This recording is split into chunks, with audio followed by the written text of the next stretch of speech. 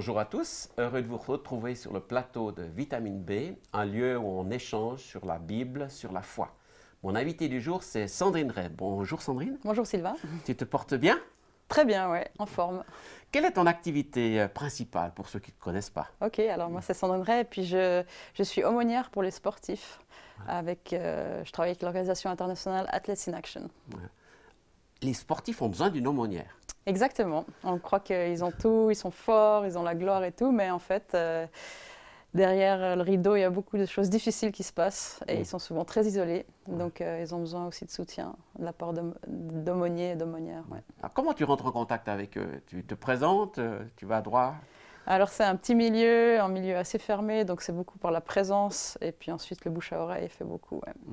Donc, tu te rends dans des compétitions, puis finalement, tu rencontres les gens, tu deviens ami avec? Voilà, dans les compétitions, dans les lieux d'entraînement, et puis c'est de faire partie du monde du sport. Voilà. Ouais. Comment ça se fait que tu es dans le monde du sport? C'est quelque chose qui t'a attiré? Tu as voulu connaître ces gens-là? Alors moi, j'étais athlète moi-même. Voilà. J'étais hockeyeuse sur glace. Et puis, j'ai joué pour l'équipe nationale pendant plusieurs années, aussi au niveau international. Et puis, c'est aussi là que j'ai pu expérimenter les services de l'aumônerie. Et que j'ai découvert en fait qu'il y avait ce service. Et après ma carrière sportive, j'ai eu envie de servir les athlètes aussi à ce niveau-là. Donc toi, tu en as profité personnellement quand tu étais sportive? Oui, tout à fait. Ouais. Qu'est-ce qui était difficile pour toi alors dans ce domaine? Il y a la pression des grands événements, donc ça c'est pas évident. On est très vite aussi loin de sa famille, loin des siens, on bouge beaucoup. On manque beaucoup de fêtes de famille ou de rassemblements.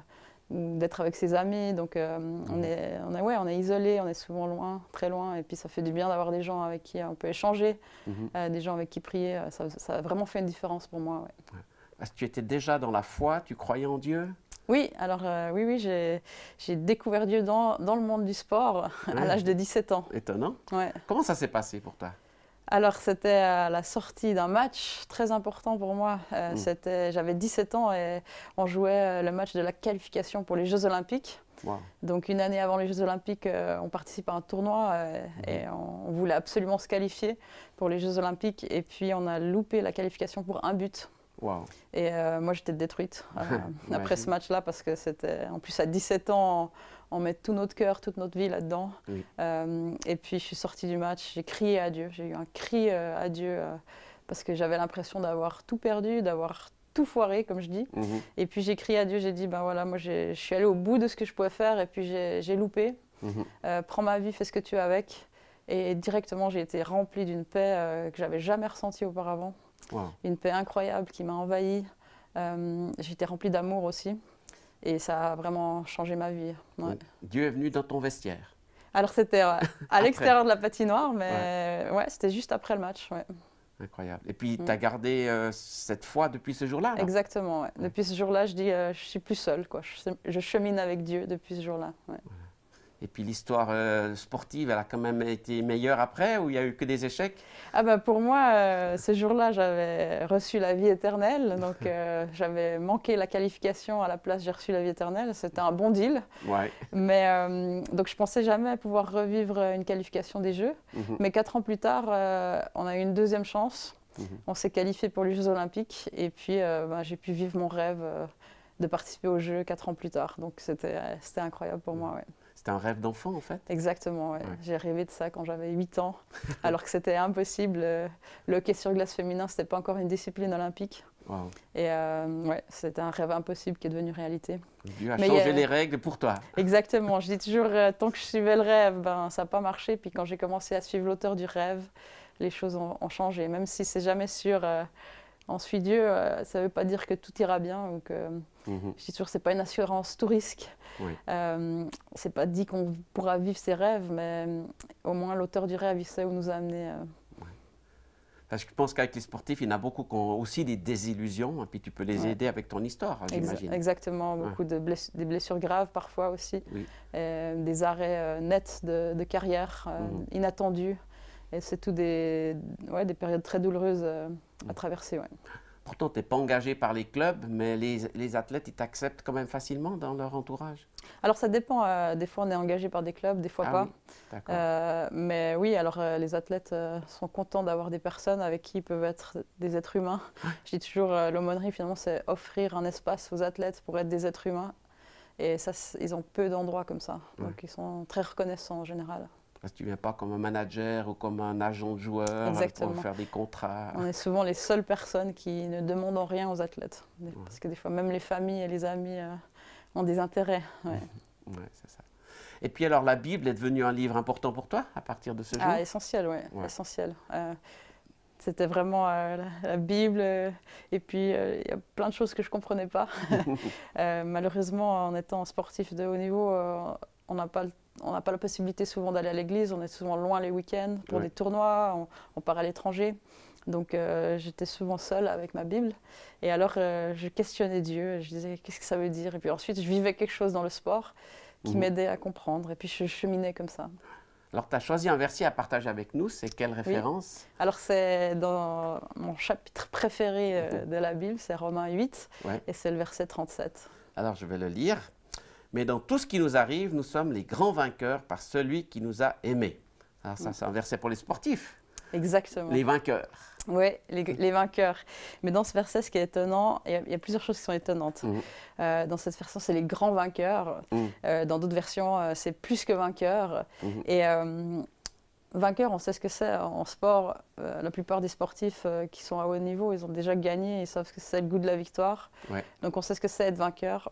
On sait ce que c'est être perdant aussi. C'est ça. Souvent, plus souvent que d'être vainqueur. Mais être grand vainqueur ou plus que vainqueur, c'est étonnant comme formulation.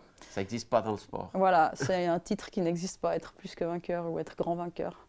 Et donc ça m'a interpellée déjà. Et puis quand on dit dans tout ça, on est plus que vainqueur. Et ce qu'on voit avant, ce tout ça en fait, ça parle de persécution, de difficultés, d'épreuves. Et en général, ce n'est pas ce qui nous fait dire qu'on est vainqueur. Donc ça m'a interpellée ce verset. C'est ça. Donc tu connais aussi les difficultés, les persécutions, les combats? On connaît, en tout cas en sport, on peut connaître la moquerie. Alors assez fréquemment, surtout si on est croyant. Ça arrive, oui. Parce que les gens rejettent la foi dans le milieu du sport? Oui, alors le milieu du sport, c'est un milieu où on veut se montrer fort. Et c'est vrai que parfois, la foi peut être associée à de la faiblesse. J'ai besoin d'un sauveur, donc je suis peut-être faible. Et puis toi, tu te sens comment? Tu te sens faible? Tu te sens forte? Alors justement, en regardant un peu plus loin avec ce verset, j'ai pu me rendre compte qu'en fait, ce qui me rend vainqueur, ou ce qui me rend fort, ou ce qui me rend plus que vainqueur, c'est de participer ou de recevoir la récompense d'une victoire qui ne m'appartient pas en fait. Et c'est assez exceptionnel, c'est de se dire en fait, la victoire c'est pas la mienne.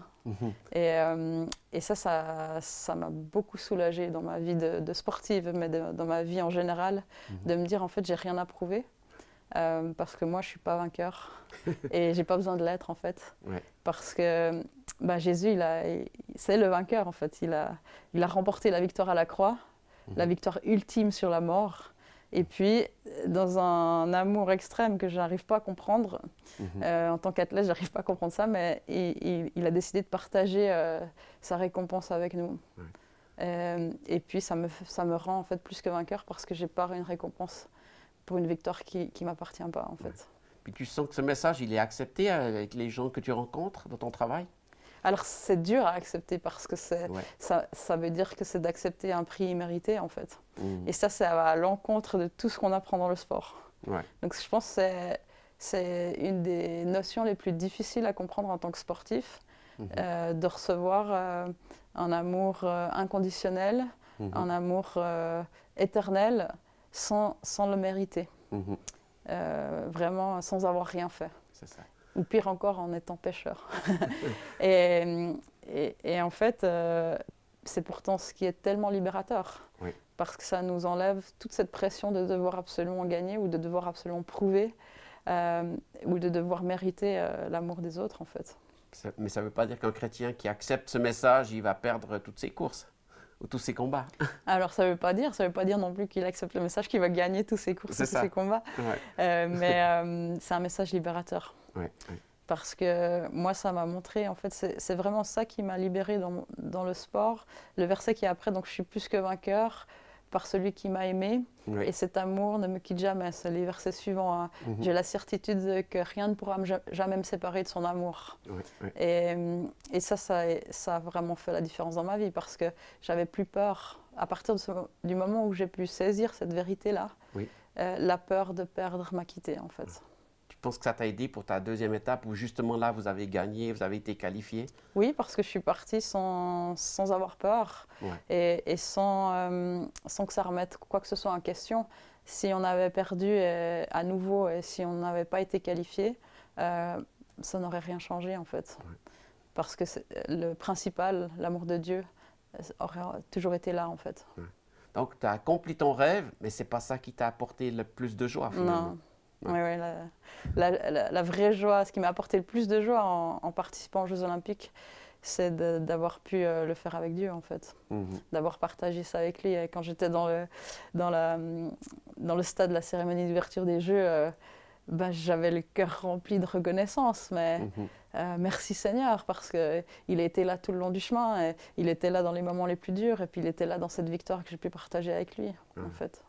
Puis tu étais seul ou tu as rencontré d'autres chrétiens dans ces jeux, dans ce sport? Alors, j'ai toujours été seule, isolée dans mes équipes de hockey, à ce que je sache. Peut-être on ne parlait pas tellement de tout ça, de ces choses-là. Ouais. Mais vraiment, c'est aux Jeux Olympiques que j'ai rencontré pour la première fois un aumônier dans le milieu du sport et que quelqu'un a prié pour moi pendant la compétition. Et ça a été un cadeau exceptionnel. Ouais. Ça a l'air de rien peut-être pour des croyants qui ont l'habitude de recevoir des prières ou de prier les uns pour les autres. Mais quand on n'a jamais vécu ça, ça fait une réelle différence. Là aussi, c'est le besoin d'avoir de l'aide, finalement, de ne pas s'en sortir toute seule. Oui, l'expérience d'être ensemble dans quelque chose. Ouais. Puis ça, tu continues de le vivre. Maintenant, c'est toi qui es de l'autre côté, Exactement. qui soutient d'autres. Exactement. Maintenant, je peux soutenir d'autres athlètes qui ont besoin aussi de soutien dans la prière. Et puis, est-ce que tu suis des gens qui ont peut-être arrêté le sport parce qu'ils ont justement eu un problème ou ils ont échoué? Oui, alors je m'intéresse beaucoup aux après-carrières. C'est là que c'est le plus dur pour des sportifs parce que ça remet en cause toute l'identité. C'est ce qu'on vit chacun finalement quand on arrive à la retraite. Mais en général, on a du temps pour voir venir, pour se préparer. Et les sportifs, des fois, ils finissent leur carrière à 20 ans, 22 ans, 23 ans, 25 ans. Ce n'est pas quelque chose auquel on pense, à laquelle on se prépare. Et souvent aussi, c'est subi par une blessure ou par un contrat qui n'est pas prolongé. Et puis, c'est d'autant plus difficile à accepter. Et quand on a fait toute sa vie la même chose, c'est dur de sortir de ce monde-là. Et d'un coup de découvrir un monde complètement différent dans lequel il faut retrouver ses repères. Donc qu'est-ce que tu fais? Tu leur proposes un nouveau travail? Alors déjà, avant le travail, c'est de retrouver du sens. Quel est le nouveau sens que je veux donner à ma vie et quelle motivation j'ai maintenant dans cette vie sans le sport en fait. C'est ça. Et ça touche aussi beaucoup à l'identité. Qui je suis sans mon statut de sportif. Il y en a qui restent quand même dans le milieu du sport en étant accompagnant, ou coach ou autre. Oui, certains ont le besoin de rester dans le milieu du sport, d'autres veulent couper complètement. Ça dépend aussi des personnes. Ça dépend les sports aussi. Il y a des sports qui offrent plus de possibilités de travailler ou de s'investir après dans le sport. D'autres sports, c'est plus compliqué. Donc ça dépend un peu les cas de figure. Donc tu t'occupes des individus, pas de la fonction finalement. Exactement. On s'occupe de l'être humain. Voilà. Et puis tu es à l'aise dans ce travail, ça te plaît, c'est ce que tu aimes.